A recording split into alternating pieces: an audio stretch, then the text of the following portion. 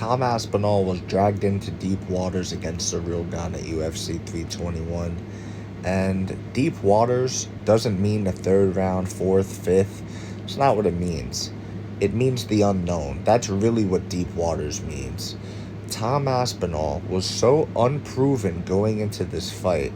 He had so many of his fights go his way early that he was never really tested with anything, really. He was always the hammer and never the nail. And in a sport like this, you have to be able to be the nail. You have to be able to be tough. You have to be able, especially at the level of UFC heavyweight champion, the baddest man on the planet, you have to be able to show otherworldly levels of toughness. This is a gladiator sport. This is the UFC, a combat sport, the pinnacle of combat sports, okay? You would expect the UFC heavyweight champion of the world to try to recover from an eye poke, to not give up immediately and say, no, I can't see, that's it, let's call it. He didn't even try to recover, guys. He gets 5 minutes of recovery time. He didn't even try to take the 5 minutes. From the jump, he was out the door. And, you know, he's human. I get it. I would have done the same thing. You would have done the same thing. I get it. But there's some people that wouldn't have done the same thing. Yuri Prochazka is not doing the same thing. You know what I mean? Like, there's other fighters that I've seen take eye pokes and, you know, continue on and win the fight. And for sure lose too, but also win the fight. And if other people have done it, you could do it. This is your moment. Inspire. Rise to the moment. To being the baddest man on the planet. At least try, okay? At least try.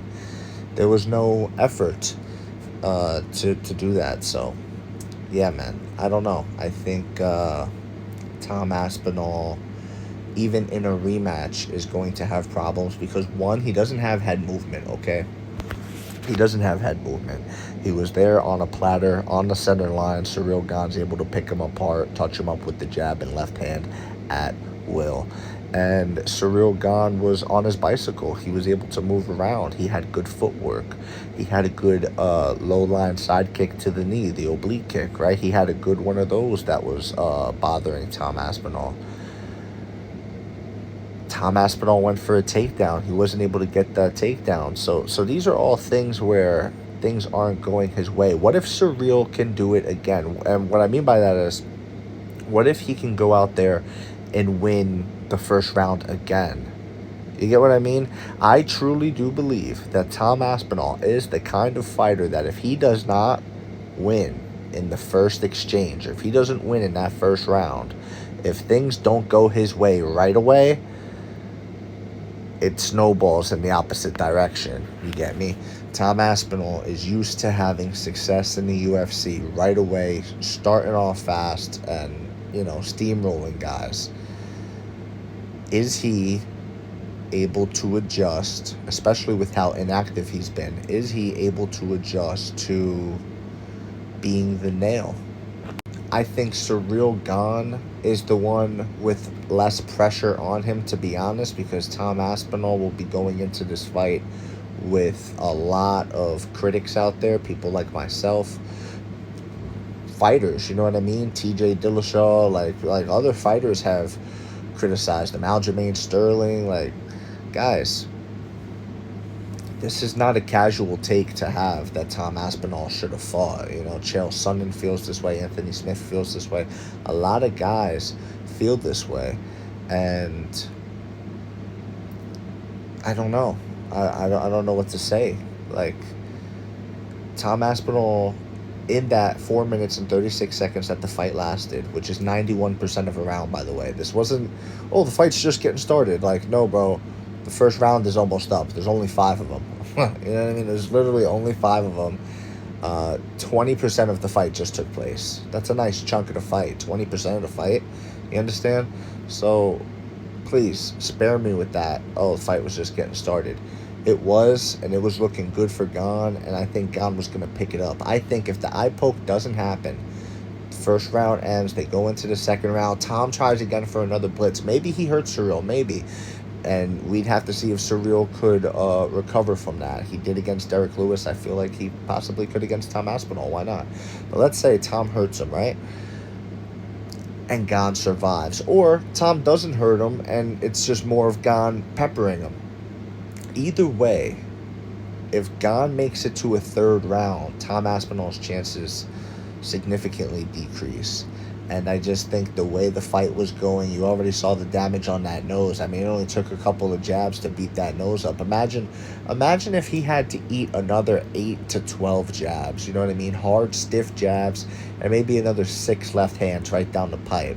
Like, I think it would have got ugly, man. I think it could have really got ugly. And then Surreal's kicking at him. He's moving. Tom is missing. He's huffing and puffing. He was breathing heavy in that first round, guys. I don't know. I really don't think he wins the rematch, to be honest with you. The idea that Tom Aspinall beats John Jones, I think that's over with. The idea that he beats Francis is over with. Until he beats Surreal Gon, until he can shut me up and go in there and knock out Surreal Gon like he has everybody else, until he's able to do that, just win in general. If he wins a 5-round fight, that's fine too. If Tom Aspinall can beat Surreal Gon, then credit to him, and that's when we can start talking about those things again. But, you know, we're not going back to that. He's Muhammad Ali and he's invincible and all stuff like that. Like, I don't think he's invincible, bro. I think there's a lot of competitive fights for him. You know, and a lot of people were acting like there was no competitive fights for him and he's levels above the competition. I think Jailton Almeida sits on top of him for 5 rounds, to be honest with you. Like, that's not crazy to say.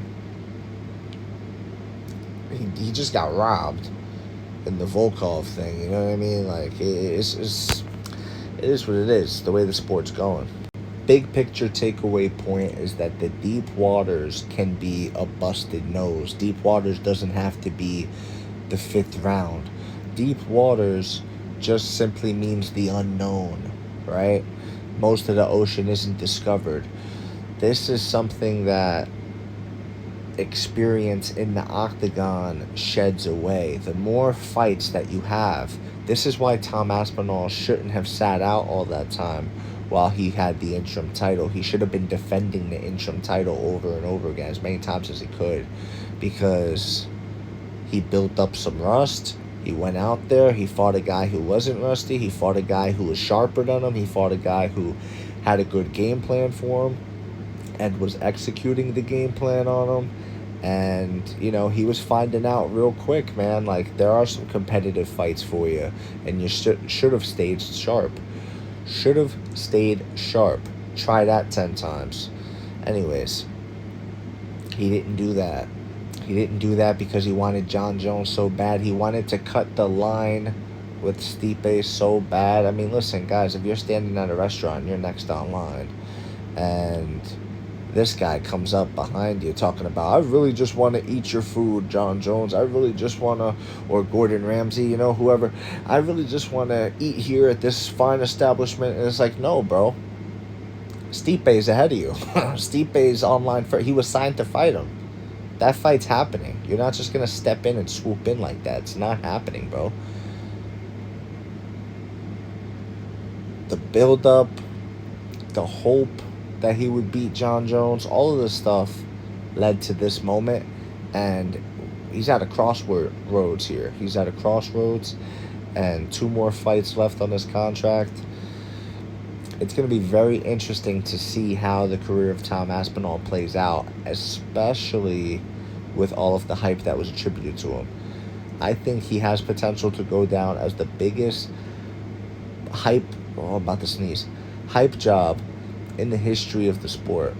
But let me know what you guys think in the comments below, whether you agree or disagree. It doesn't matter, just join the discussion, subscribe for more, and leave a like if you enjoyed the time spent. Thank you. You are all appreciated.